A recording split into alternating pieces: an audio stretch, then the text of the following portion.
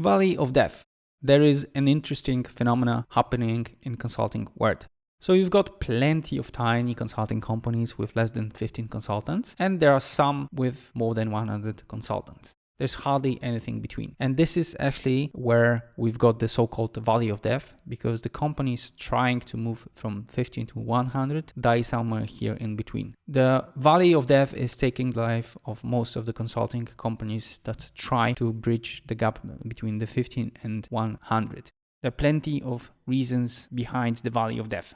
So first of all, consulting is a fixed cost business. So you have fixed costs, usually the people and the rent, but the revenues are very erratic. So you might have change of scope. You might have a postponement of the project. There will be also a lot of random things happening to your customer that will reflect also on you. Some things like change of management will also derail most of the projects. The other thing is that in the beginning, you will be using a lot of non-scalable selling methods, and you have to switch to scalable ones. And they will also take time to fuel your revenue at the level you want them to do.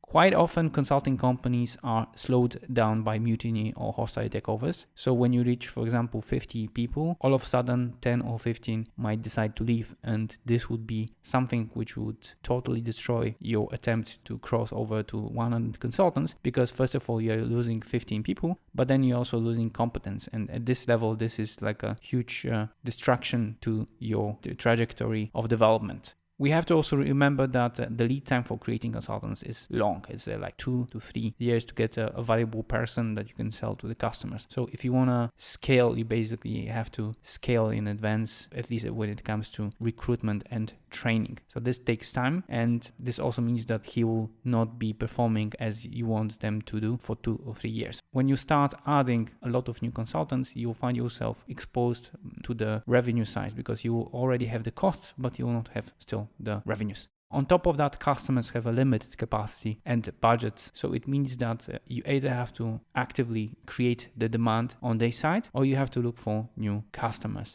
And last but not least, consulting services are the first to be cut down or get rid of when the company has problems. So when you have a recession, usually consulting companies are suffering immensely because they are losing 30, 40, or even 70% of their revenues all of a sudden. And this is not something you can shield yourself against.